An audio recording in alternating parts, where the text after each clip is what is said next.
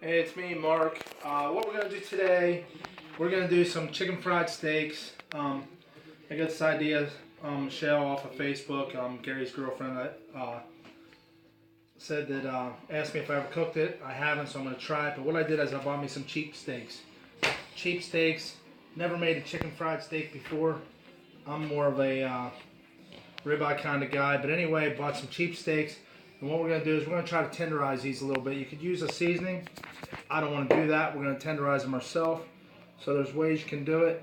You could use your karate techniques. Or you could use the regular meat tenderizer hammer. I don't have one of those. Don't know why. I got every kitchen gadget. Or you can take a saucepan. Make sure you use a cutting board. You don't want to ruin your table.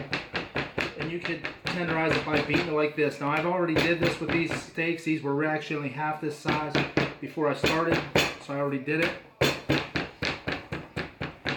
Beat them up. Like I said, these steaks were only this big when I started. I've already did this. Beat them up. Take your rolling pan. Roll them out a little bit. Is this going to make them tender? I have no idea. I don't know. By the way, make sure your elbow is clean before you. But anyway, that's the first step. We're going to do that with all the meat that we're going to cook, and we'll come back to you soon.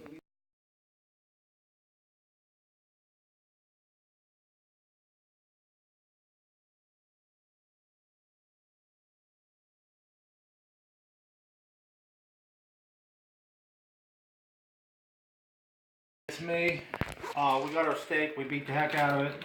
We treated it bad, beat it up. Cheap steak. This is round steak, by the way. You can see, actually, I beat it so bad that I put marks all over it. If it was a crime scene, there'd be evidence. Anyway, you're going to take your steak, you're going to put it in flour. Smash it down in there. Flip it over here. Get flour all over my shirt. Nice and floured. This is plain flour. This is egg wash. Bam. Bam. Egg wash. Seasoned breadcrumbs, you can use unseasoned. That's cool too. Put your own seasonings in there, garlic powder, whatever you like. I don't really have a preference for what you use, but I'm just using seasoned breadcrumbs. And we're going to do all the steaks, and we'll be back. Potatoes boiling for mash. This is on 370. All it's doing is preheating. I'm going to preheat it. You're going to cook at 370 for 12 minutes. But what I'm going to do now is I'm going to show you how to make white gravy or pepper gravy. Some people use sausage gravy. I'm not. So we're going to put the stick of butter in there, and as soon as it melts out, we're going to add the other stuff. A quarter stick of butter in this skillet. That's a quarter stick. Third of a cup of flour. I'm going to throw this in there. I don't know why it's sticking like that. Anyway, third of a cup of flour. This is 3.5 cups of milk. You could use 3 cups, 4 cups, somewhere in there. What you want to do is mix this around until it looks like Play-Doh. We mixed that flour in there. It looks like Play-Doh or peanut butter or cookie dough or something. Once you get it all mixed up real good, make sure it's all totally, so there's no raw flour. Then you're going to add your milk. 3.5 to 4 cups of milk. And you're going to keep stirring this low and slow. Keep it slow. Just keep stirring it. You don't have to stir it every second, but don't let it stick to the pan. Okay, I'll see you in a bit. Turn my potatoes off because they're like done, so we're going to put them in the colander. I want to show you. You can see the time. You can probably see the time in the other video. I'm not sure. You can see it's a thicker gravy-like consistency. So it does thicken up. We're going to let it boil just a little longer.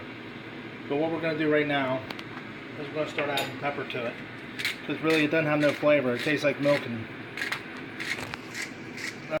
right there is the gravy. You can see it's pretty good. It's the consistency we want. I put pepper in there and taste it till it's to my liking. I did put some salt in there. What we're going to do is you can set it aside on the stove for when you're ready for it. Or what I do is I pour it into here, and it may get like a little film on the top. I can stir it around. This is microwave safe. I can microwave my gravy. We'll start the meat in a second. We got the gravy done. Potatoes are still setting. That's okay. We're going to dump them into a colander here in a second. We got this at 370. We're going to cook them for 12 minutes. I'm going to add a minute because I don't got steaks in there yet. We're going to hit this with a little bit of oil. Okay, just get it a little coated. And then we're going to arrange our steaks in there.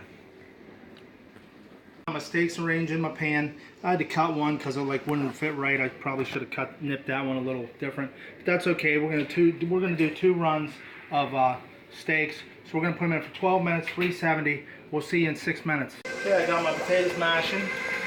We're at 6 minutes. We're going to pull them out. We're going to flip them over. Got them all flipped over. We're going to cook them another 6 minutes, and then they should be done. Potatoes done. Okay, we did that. We got the dishes all cleaned up.